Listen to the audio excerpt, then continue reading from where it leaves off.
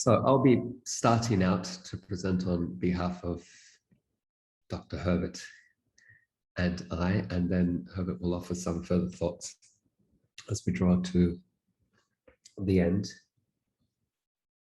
Rapture and Rupture, experiences of former ashram residents. So this is an interest that we had, the post-ashram experiences. What happened to these former ashram residents after they choose to leave the ashram? What is their experience of reintegrating into society? How do they manage their identities? I guess a little bit like Gustavo mentioned, he was a sadhu walking from the Himalayas to the Bay of Bengal, and then now he's in Zagreb doing a PhD. So we were curious about these experiences of ashram residents, and we were curious from different perspectives, but one was that of institutional theory. Institutionalization is a process of normalizing or standardizing, where something becomes institutionalized. Then we expect that the culture of an organization, I'm a scholar of management and organizational studies, so this is a little bit out of field for me, off field for me, but Alan is a good friend, so we collaborated on this project. So yeah, institutionalizational processes, they make an organization that may have been ad hoc, or practices even in society that may have been ad hoc, they become normalized and stabilized. And similarly, people also become institutionalized by adopting the norms and the practices and the values and the attitudes of an institution where they may be committed or where they may be resident. So Goffman, he's the leading researcher of institutions, and he's published extensively on this topic. He studied institutions that have formed in the 1800s to the early 1930s. And these were organized institutions that were established with public funds, and they were to provide some kind of service or support to society for blind people, for example, the deaf and the blind, or orphans, or veterans, or released prisoners, and so on and so forth. And then, so what were the distinguishing features that were common across these type of institutions? Communal dormitories, kitchens. Generally they were rural and isolated. People were restricted in what they could do, so there was some kind of rigid schedule for the residents. People dressed the same, some kind of uniform. Then there's a strict system of code of conduct. Often there was a religious tone to these, and sexes were separated, males and females. This theory has been used subsequently to study religious groups as well as military, and people who live in these organizations or institutions. So that's just one theory that we use as a frame for trying to understand the experience. It seemed to fit quite well once we were doing our interviews. So we did 40 interviews with former ashram residents who had lived in VaisnavaHindu ashrams, either in the UK, US, Australia, or New Zealand. So we're looking at this intersection, east-west intersection. We made a cutoff limitation. So we didn't interview people who had lived in the ashram since the year 2000. So anyone who had lived prior to the year 2000, because we wanted to give time to understand what life was like outside of the ashram. So anyone who had lived before 2000 and then had moved out, they were people that we were interested in speaking to. We used a snowball sample, and we sought to get kind of a balance of responses from males and females, and then also from people across these different geographic areas as well, UK, US, Australia, and New Zealand. And so I'm going to present the findings essentially in 2 slides. One was that many described difficulties, like painful experiences living in the ashram, where managers were not necessarily qualified as managers, so they took on that role or responsibility without training. Conditions were often austere, but that was part of the discipline of what they were doing. But yeah,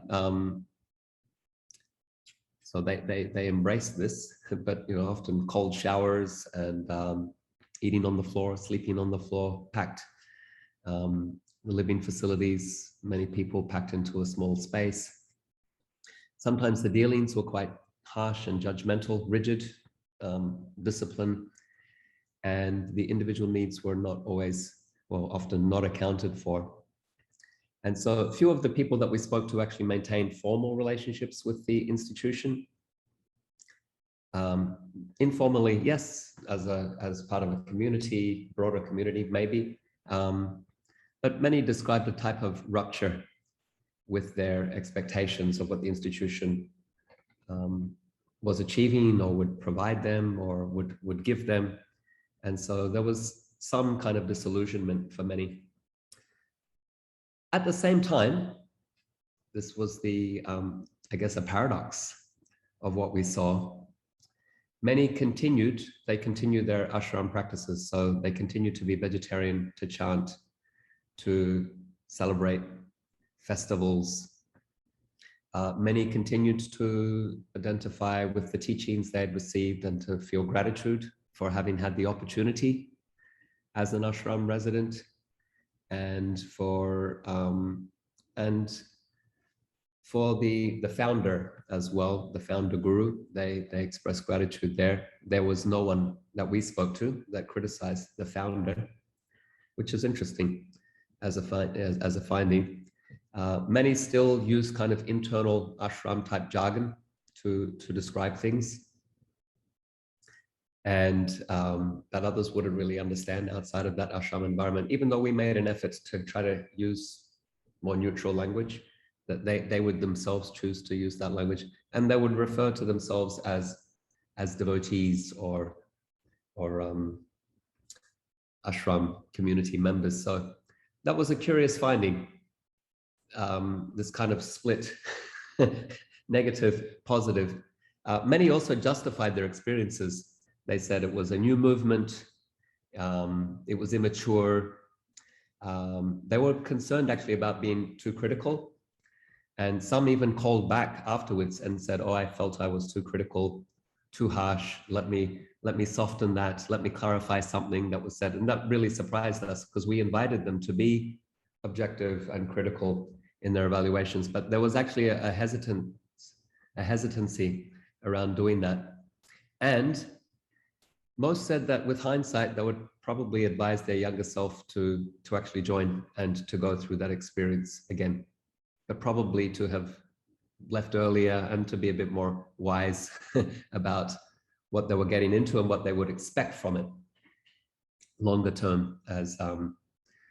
So yeah, we feel that this study can contribute to the participants themselves. Many told us that they felt it was cathartic to speak about it, that they hadn't had a chance to really speak about those experiences. So we see that as a contribution to the individuals and to the community. To the literature, we thought it was an interesting example of maintaining identification with institutional culture and values outside of those rigid frameworks that Goffman observed as common to these total institutions.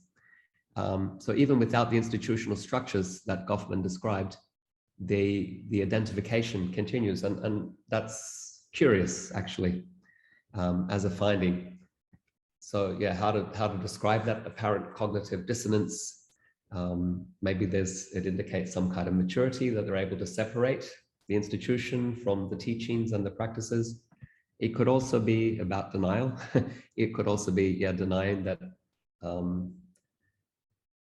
But that's open for interpretation and discussion. So I'd like to hand over to Alan, depending on where we are with time.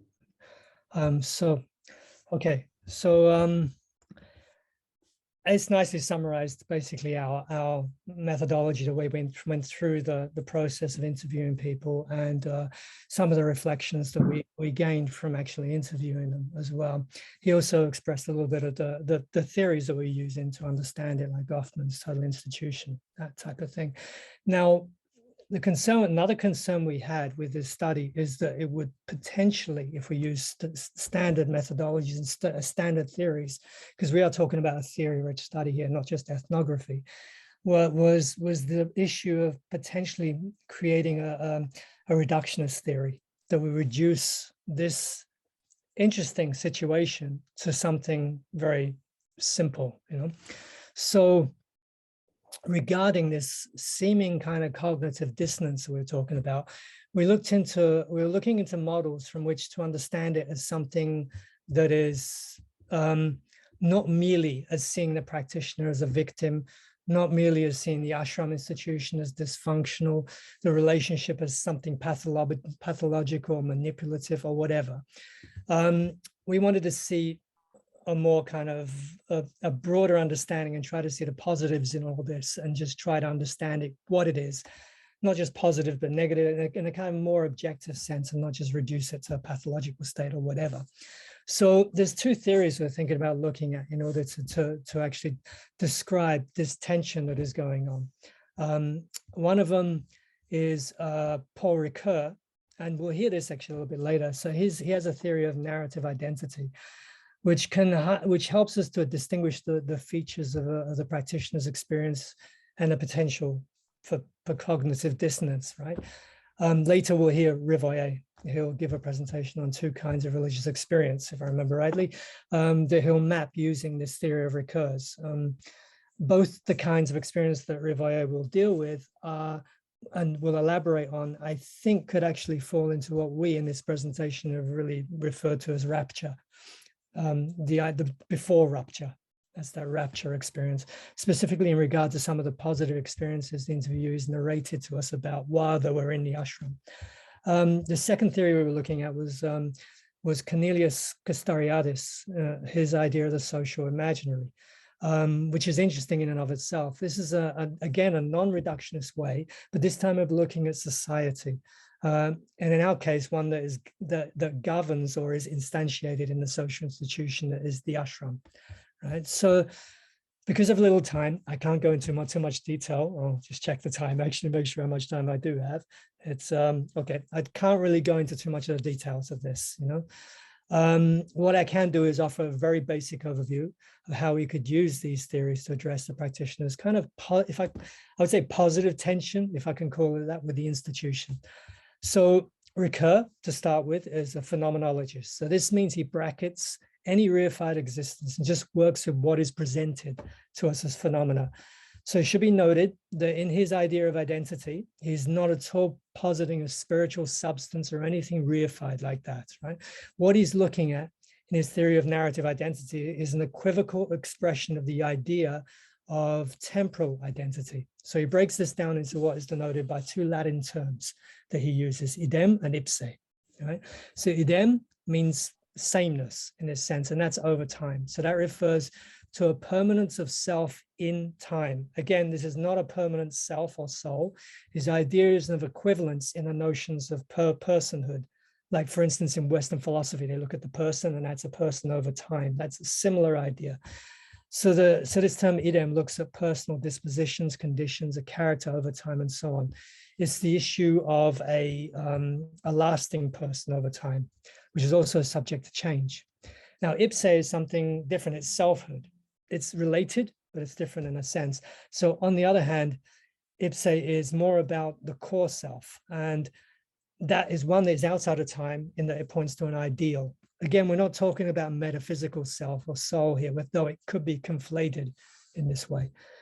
So a quick example of how they play out, we could refer to the ways that we sometimes address ourselves. For instance, I might say that the way I performed today when I was speaking this was not me, right? So there's a tension between a performative self, sense of self that's performing what I'm doing, and a sense that's through time in a sense, and an ideal sense of a self that is who I am. Dr. Herbert, we've reached the 15-minute mark. Okay. Wrap up soon. So I'm going to wrap up really quickly then. Okay. So refer is the means for generating a dialogue between these two senses of identity is through a narrative. And this can be a self-narrative as in our interviews. So I won't go into a little bit more. I'll go into as Castoriadis really briefly. So social imaginary comes from his positing the social historical is necessary for understanding a society. But when you deal with social historical, there's also often reductions. I won't go into the reductions as I don't have time. But what he proposes to get over this is to go into the social imaginary. And by imaginary, he's not referring to make-believe or fiction, nor is he referring to something radically subjective. My own personal creation. For him, it's the way that person individually relates to a social body. They're often their own personal relationship with it. However, it's more than a unique way of seeing it. It's also social construct, in a sense, the social influence on the individual being about a specific imaginary. So really to cut this into one, what the study is. So I hope you can see these theories can help us analyze the post-ashram experiences we were talking about. I'm not going to state our own theories regarding these interviewees here because I don't want to put ideas into your heads, right? Instead, I want to show how these theories can be used to assess post-ashram practitioners' narratives so as to find a meaning in their apparent cognitive dissonance, right? That they had expressible bad experiences and yet are able to see these as positives in their own journey, or that they saw these bad experiences as part of a problematic society institution, and yet they were glad to become part of this institution, or glad they participated in this institution.